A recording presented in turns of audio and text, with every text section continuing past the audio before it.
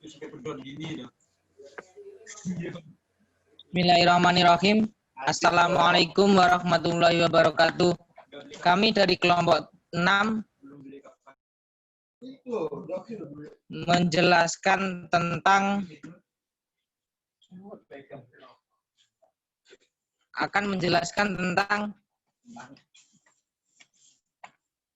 hubungan peradilan agama, Departemen Agama, dan Mahkamah Agung. Lanjut, Mbak. Kelompok kami terdiri dari Rizky Syaidatul Saputri, Vina Almafas, dan saya sendiri Muhammad Ibnu Yakub. Penjelasan pertama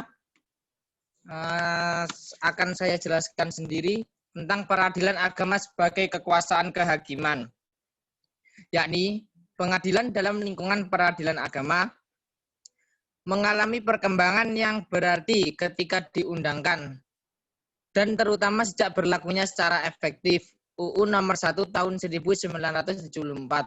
Dalam ketentuan pasal 39 itu antara lain diatur bahwa perceraian hanya dapat dilakukan di depan sidang pengadilan. Sedangkan yang dimaksud dengan pengadilan adalah pengadilan agama bagi mereka yang beragama Islam. Hal itu berarti meningkatkan wewenang badan peradilan itu dibandingkan dengan masa sebelumnya. Dalam kenyataannya, volume dan frekuensi perkara yang diterima dan diselesaikan meningkat dengan pesat, terutama perkara perceraian sebagaimana dimaksud dalam UU tersebut. Lanjut, Mbak. Hal itu pula secara langsung menuntut peningkatan kualitas penyelenggaraan peradilan sebagai pelaksanaan kekuasaan kehakiman sebagaimana yang dimaksud dalam UU Nomor 14 Tahun 1970 dan UU Nomor 35 Tahun 1999. Di samping itu, menuntut pengembangan organisasi, administrasi, dan peningkatan jumlah serta kualitas personaliannya. Bersamaan dengan tuntutan itu, muncul beberapa masalah, terutama tentang permohonan kasasi oleh para pencari keadilan yang ditujukan kepada Mahkamah Agung. Masalah itu muncul karena di satu pihak pemeriksaan terhadap permohonan kasasi menjadi wewenang Mahkamah Agung. Namun, di pihak lain, pemerintah dalam hal ini Direktorat Pembinaan Badan Peradilan Agama Islam, Departemen Agama menyatakan bahwa kasasi dari lingkungan peradilan agama belum dapat dilaksanakan. Dalam mengatasi masalah-masalah tersebut, dilakukan kerjasama antara Mahkamah Agung dengan Departemen Agama untuk mendudukan peradilan agama sebagai salah satu penyelenggara kekuasaan kehakiman. Hasil kerjasama itu disepakati bahwa pemeriksaan permohonan kasasi menjadi wewenang Mahkamah Agung. Lanjut, Pak. Hasil kerjasama antara Mahkamah Agung dengan Departemen Agama. Yang pertama, pemeriksaan permohonan kasasi menjadi wewenang Mahkamah Agung. 2. Melakukan pengawasan terhadap pengadilan dalam lingkungan peradilan agama. Untuk mengefektifkan tugas pembinaan dan pengawasan tersebut, maka di lingkungan Mahkamah Agung diangkat Ketua Muda Mahkamah Agung Republik Indonesia urusan lingkungan peradilan agama. Berdasarkan Kepres nomor 33 tahun 1982. Ketua dijabat oleh Bustanul Arifin hingga 1994. Untuk masa berikutnya, pembinaan dan pengawasan terhadap pengadilan dalam lingkungan peradilan agama dilakukan oleh Mahkamah Agung dan Departemen Agama. Mungkin itu saja dari saya dan akan dilanjutkan oleh Saudari Putri.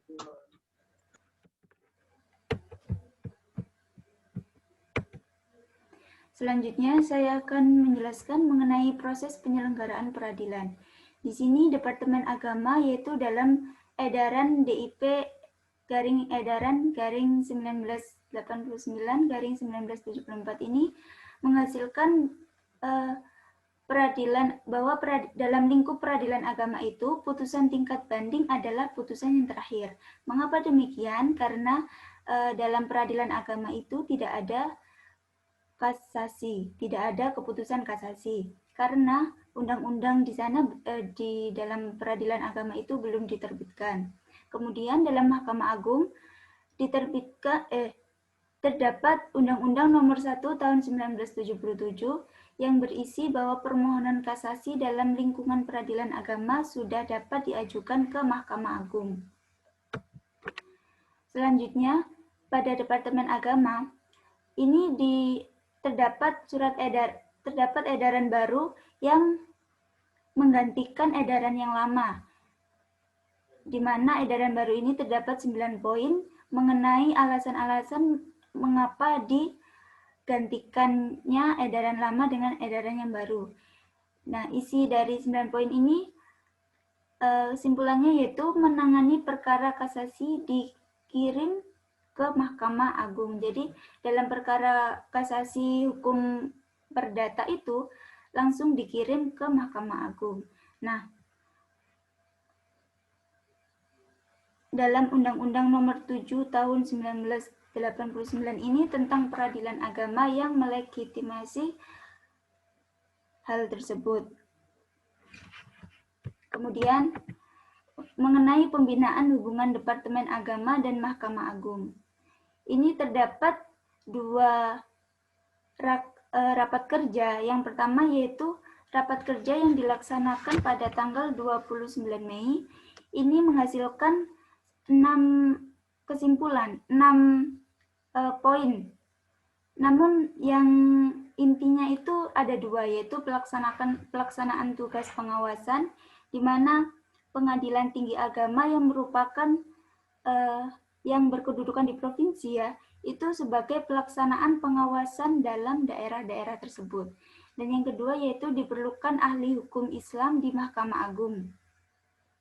Dan juga dalam mengenai perkara-perkara seperti nikah, cerai, atau talak dan rujuk itu harus diprioritaskan dalam pelaksanaan peradilannya.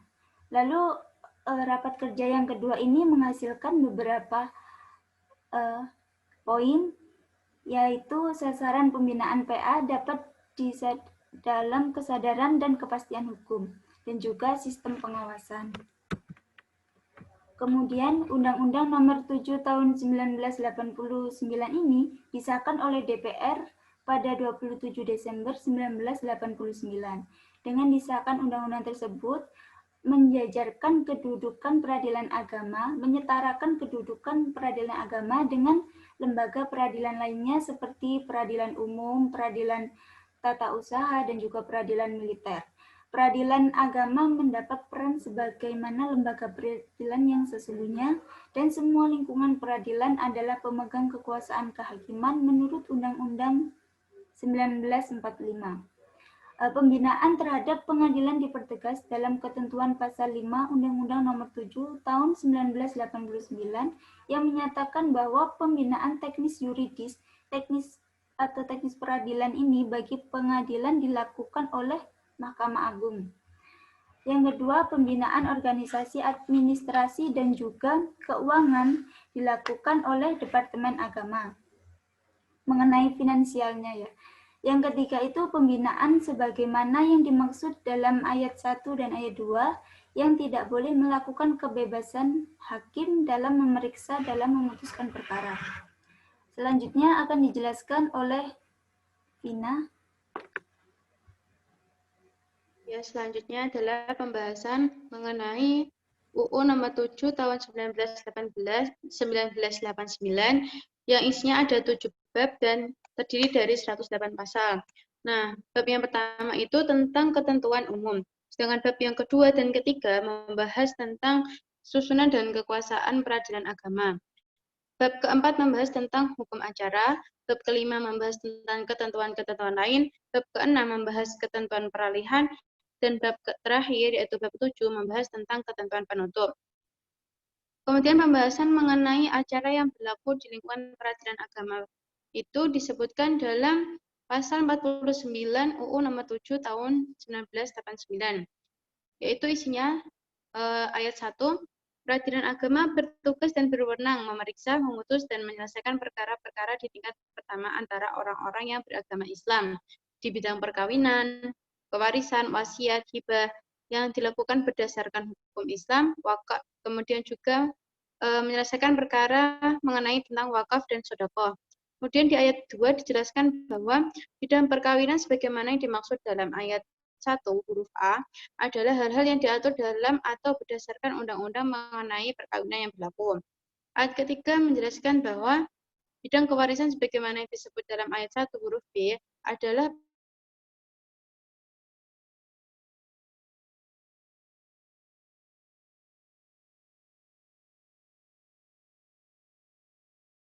dan melaksanakan pembagian harta peninggalan tersebut. Kemudian pembahasan mengenai UU tentang pengadilan agama. Awalnya UU yang dibentuk itu adalah UU nomor 7 tahun 1989. Kemudian diganti menjadi UU nomor 3 tahun 2006. Dan yang terakhir adalah dirubah menjadi UU nomor 50 tahun 2009. Jadi peradilan agama ini sudah sangat kuat status dan kedudukannya. Karena melihat haluan politik hukum negara secara resmi sudah berubah dan perkara-perkara yang ditangani peradilan agama adalah perkara hukum yang langsung menyentuh kepentingan mayoritas masyarakat yang beragama Islam. Nah, berikut ini adalah pembahasan mengenai UU nomor 50 tahun 2009 yang merupakan perubahan kedua atas UU nomor 7 tahun 1989 tentang peradilan agama. Yang pertama mengenai membahas tentang pengadilan agama khusus di lingkungan peradilan agama saja. Dan yang kedua adalah tentang hakim ad hoc di peradilan agama yang dijelaskan dalam pasal 1 UU ini, yaitu hakim ad hoc adalah hakim yang bersifat sementara yang memiliki keahlian dan pengalaman di bidang tertentu untuk memeriksa, mengadili, dan memutus suatu perkara yang pengangkatannya diatur dalam undang-undang. Kemudian ketiga adalah membahas tentang pengawasan internal oleh MA dan eksternal oleh KY via KMA. Yang dijelaskan pada pasal 12A, yaitu ayat 1 menerangkan bahwa pengawasan internal atas tingkah laku hakim dilakukan oleh Mahkamah Agung. Sedangkan ayat kedua menjelaskan bahwa selain pengawasan sebagaimana dimaksud dalam ayat 1, untuk menjaga dan menegakkan kehormatan, keluhuran, martabat, serta perilaku hakim, pengawasan eksternal atas perilaku hakim dilakukan oleh Komisi Yudisial. Kemudian, poin keempat adalah tunjangan hakim sebagai pejabat negara dan usia pensiun hakim 65 bagi hakim pengadilan agama dan 67 bagi yang di pengadilan tinggi agama. Dijelaskan dalam pasal 24 Undang-Undang Nomor 50 Tahun 2009 ini. Nah, pembahasan yang kelima adalah tentang panitera atau PP yang usia pensiunnya adalah 60 untuk pengadilan agama dan 62 untuk pengadilan tinggi agama. Kemudian poin yang keenam adalah tentang pos bantuan hukum di setiap pengadilan agama yang terdapat pada pasal 60C, yaitu ayat 1, pada setiap pengadilan agama dibentuk pos bantuan hukum untuk pencari keadilan yang tidak mampu dalam memperoleh bantuan hukum. Ayat kedua menjelaskan bahwa bantuan hukum sebagaimana dimaksud dalam ayat 1 diberikan secara cuma-cuma kepada semua tingkat peradilan sampai putusan terhadap perkara tersebut memperoleh kekuatan hukum tetap. Kemudian yang ayat ketiga menjelaskan bahwa bantuan hukum dan pos bantuan hukum sebagaimana dimaksud pada ayat 1 dan 2 dilaksanakan sesuai dengan peraturan perundang-undangan.